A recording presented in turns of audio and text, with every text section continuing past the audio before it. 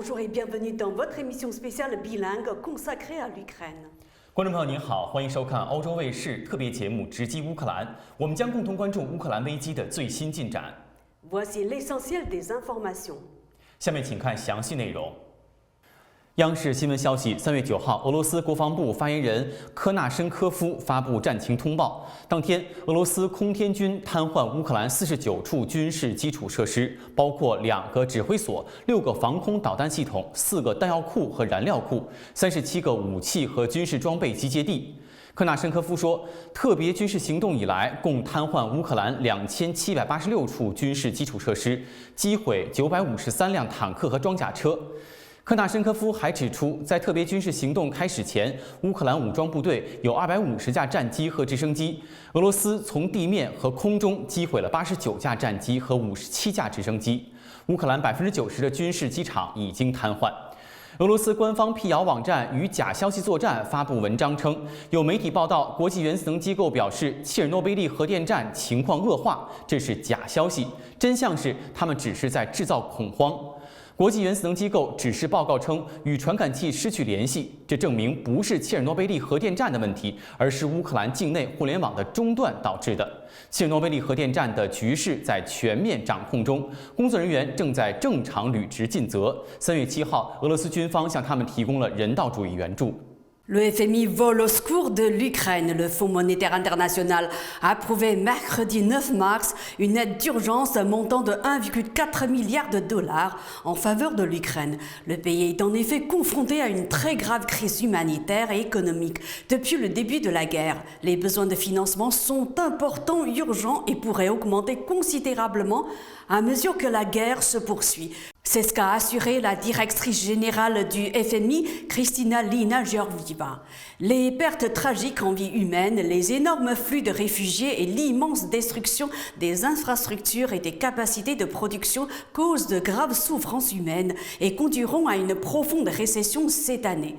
L'aide d'urgence doit permettre au gouvernement de répondre aux besoins urgents de la balance des paiements résultant des effets de la guerre et fournira un soutien essentiel à court terme, a estimé le FMI. La présidente du FMI a toutefois souligné que la réponse politique d'urgence des autorités ukrainiennes a été remarquable, notant que l'Ukraine est restée à jour sur toutes les obligations de la dette. Avant la guerre, le FMI tablait sur une croissance de l'économie ukrainienne de 3,6% cette année.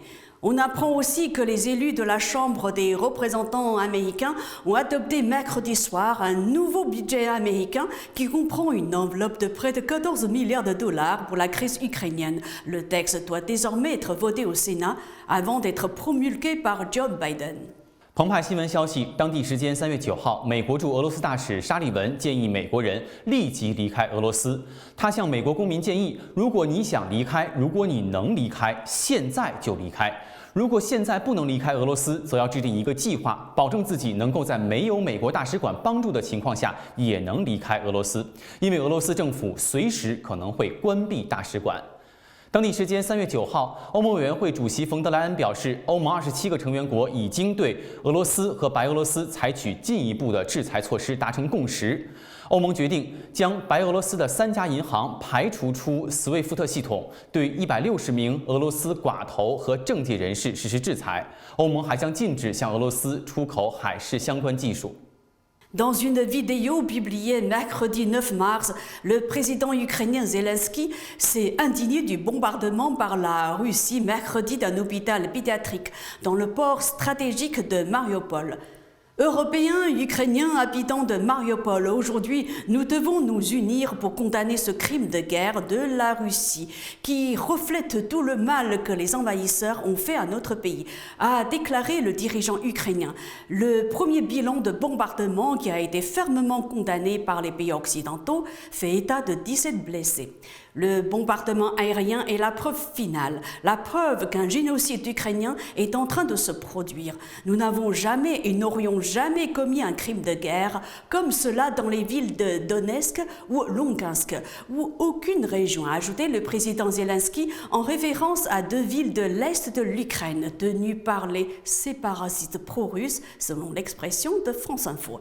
Le président Zelensky a une nouvelle fois appelé les dirigeants européens à faire preuve de courage pour faire enfin ce qu'ils auraient dû faire le premier jour de l'invasion, soit fermer le ciel aérien aux missiles et bombes russes, soit nous donner des avions de chasse pour que nous puissions tout faire nous-mêmes, a-t-il martelé. 俄罗斯中央银行9号发布公告称，自即日起至9月9号，俄罗斯央行将实施公民外币存款或账户中提取现金的临时措施。此前，俄罗斯央行已经宣布一系列措施，以应对西方对俄罗斯制裁带来的金融市场影响。 根据公告内容，外币账户或存款中的所有资金均以开立账户或存款时的货币保存和记账。客户最多可以提取1万美元现金，提取超过1万美元现金将以取现当日的汇率以卢布来支付。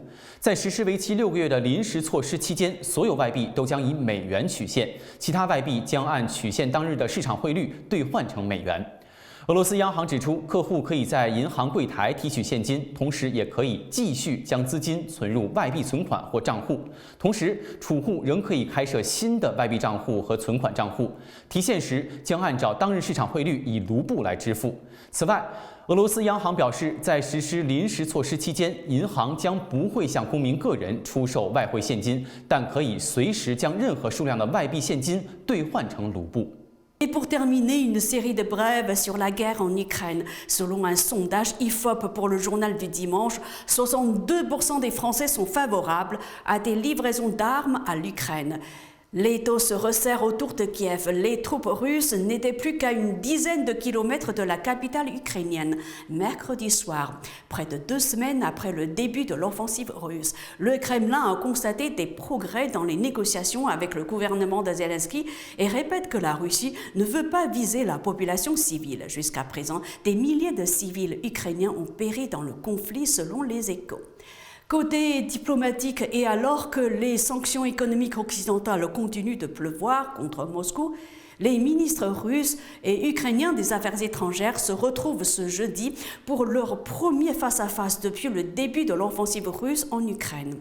En France, les dirigeants des 27 pays membres de l'Union européenne se retrouvent à Versailles pour un sommet de crise. Objectif, poser les fondations d'une Europe plus souveraine après le choc de l'offensive russe en Ukraine qui a exposé ses faiblesses.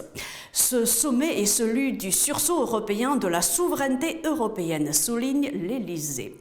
Enfin, depuis la guerre en Ukraine, le 24 février dernier, plus question pour les entreprises de venir chercher des capitaux propres sur les marchés financiers. Les projets d'introduction en bourse ont été stoppés net. L'indice de volatilité est très élevé. Les entreprises comme les investisseurs ont besoin de visibilité. Les introductions en bourse sont des opérations qui se préparent des mois en avance. S'il y a trop d'incertitudes, les projets sont décalés, explique un banquier d'affaires cité par les Échos. C'est la fin de cette émission. Merci à vous de l'avoir suivi. Mandarin TV continue de suivre l'évolution de la situation en Ukraine. À la prochaine. 感谢您收看这一期的直击乌克兰。有关乌克兰危机的最新进展，欧洲卫视还将持续关注。咱们下期节目再见。